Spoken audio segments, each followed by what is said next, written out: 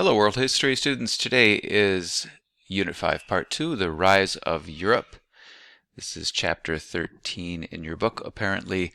We're talking about the early Middle Ages in Western Europe and feudalism in Europe, and as such, we're going to be dealing with EQs 5 through 11. First thing I want to remind you of is what happens to Western Europe after the Roman Empire. In the 5th century or the 400s, Germanic invaders overran the western half of the Roman Empire. You might remember there was a group of people called the Huns coming from the steppes of Asia into Europe, and those people were so frightening that the Germanic so-called barbarians crossed into the western half of the Roman Empire and destroyed it and set up or created a bunch of new, smaller, disunified kingdoms. You can see them on the map there. There's all kinds of kingdoms of these Germanic people. This caused, obviously, huge changes in the economy and the government and the culture of Europe as a unified Roman Empire falls apart. Roman law is gone. The Roman infrastructure is gone. The roads fall into disuse and disrepair. The aqueducts are no longer flowing. The Roman style of government is gone. No more bloody entertainments with gladiators or people being thrown to lions and so on. It's all gone and replaced by a much simpler, much less, let's say, cultured or organized Europe in the western half of Europe, at least. There is one institution, though, that is still in existence, that still provides a kind of unity with all of Europe, and that is the Catholic Church or the Christian Church in Western Europe. Churches really provided order and security during a pretty chaotic time, at least for the people who belonged to the church. And there was the creation of monasteries and convents at this point in time. Monks, male clergymen, and nuns, female clergywomen, gave up their normal lives, their private possessions and normal lives, to live in religious communities called monasteries and convents. There was a guy by the name of Benedict, who the Christians view as a saint, a holy person, who established the Benedictine rule for people who chose to give up their lives and devote themselves to God and Christianity. The Benedictine rule told monks and nuns that they had to be poor, they had to be chaste, and they had to be obedient to the church. Chaste means that they don't engage in pleasures, quite frankly, things like wearing fancy clothes, having too much fun, having sexual relations, and so on. Saint Scholastica is a woman who more or less did the same thing for nuns, created a kind of rule for the nuns to live in their convents with the same kinds of rules. Now, the monasteries were really quite important at this point in time because with the downfall of the Roman Empire, things like schools had gone away, and these monasteries and convents provided schools or provided education for children of the upper class, of the nobility or aristocracy. And they also, and this is very important, maintained libraries of course, religious books, but also libraries of the scrolls and the books of the old Roman Empire. They weren't particularly interested in looking at them, but they had them.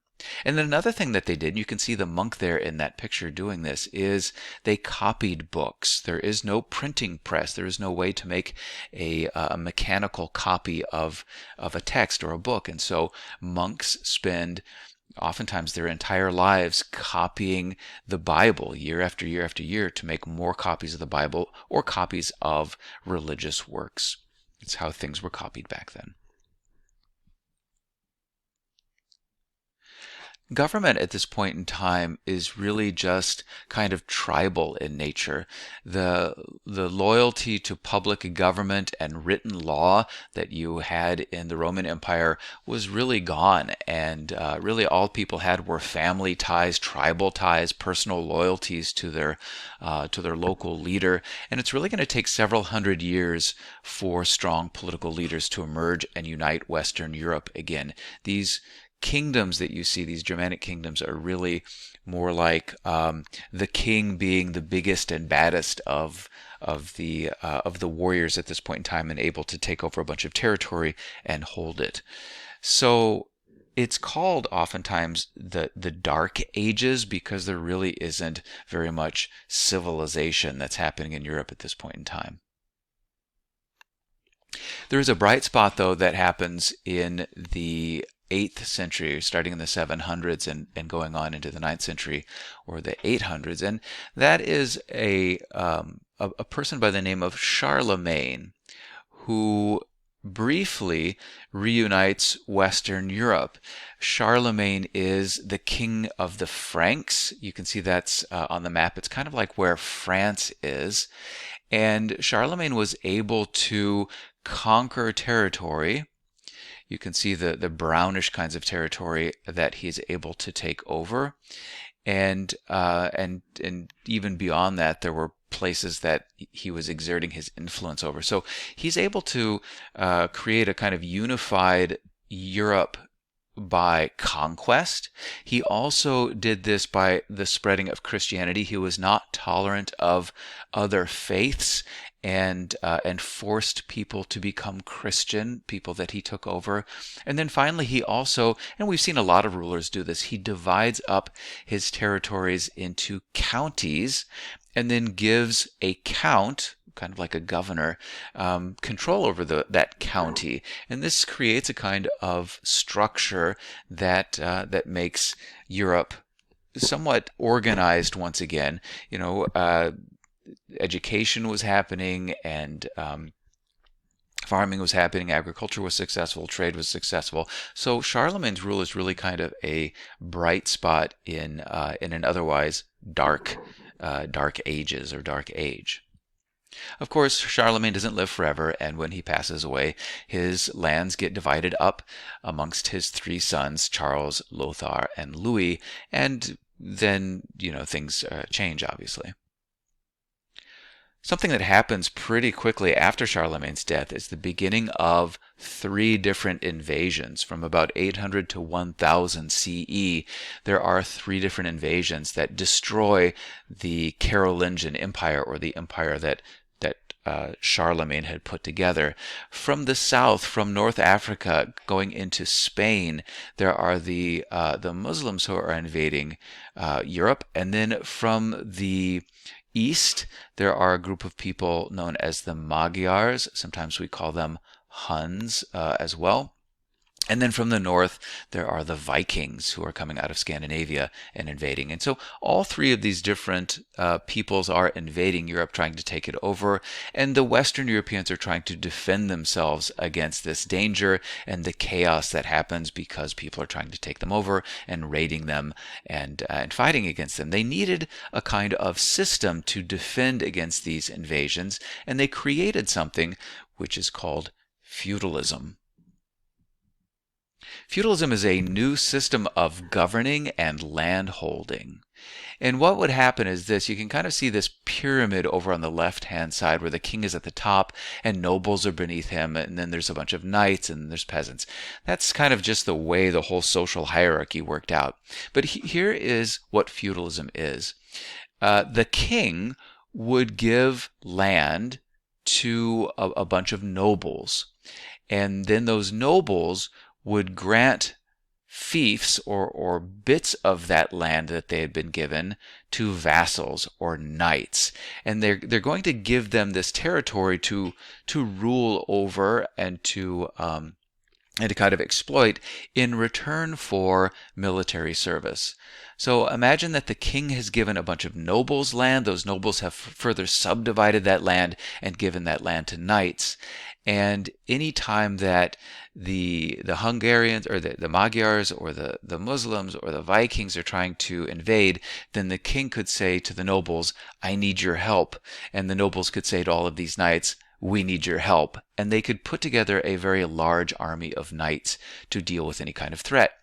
When there's not a war going on, when they're not being invaded, then the lords and the knights are ruling over the local peasants.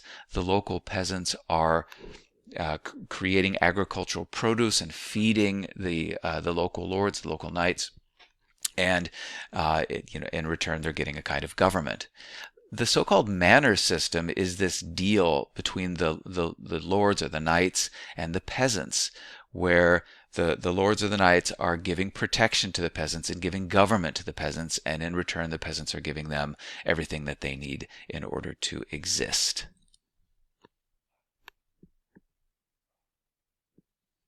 Knights are really quite important for this system. Obviously, knights are the local rulers over a number of peasants, and they needed time to train militarily. They couldn't be working in fields themselves. They couldn't be doing much more than just governing the local peasants and then training to fight.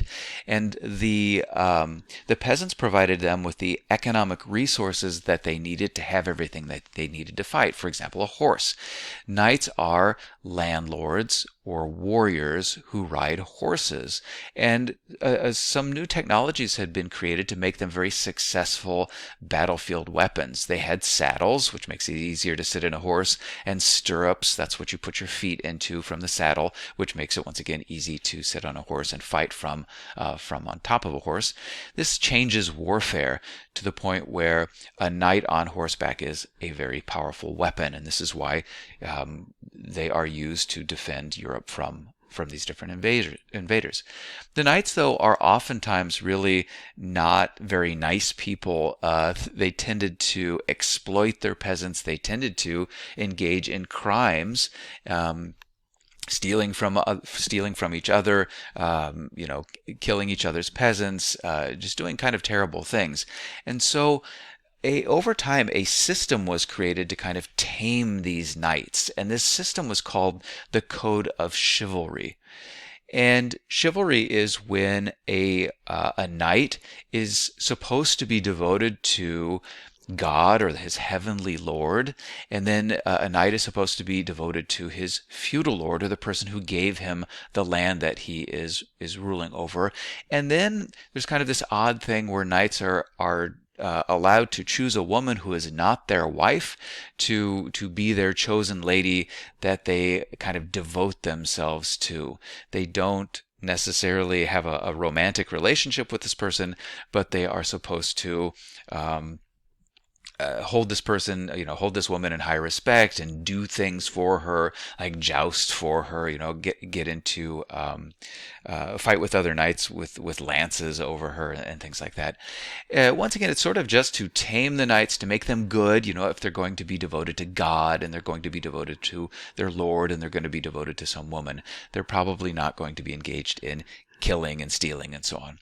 This Code of Chivalry becomes kind of legendary through literature and then also through songs performed by wandering musicians called troubadours. But like I said, really, the Code of Chivalry really exists just to sort of tame these knights who aren't always good guys. Well, that's it for today. I hope you enjoyed the lecture. Go ahead and take your lecture quiz, and hopefully you got everything that you needed for the EQs. Thanks.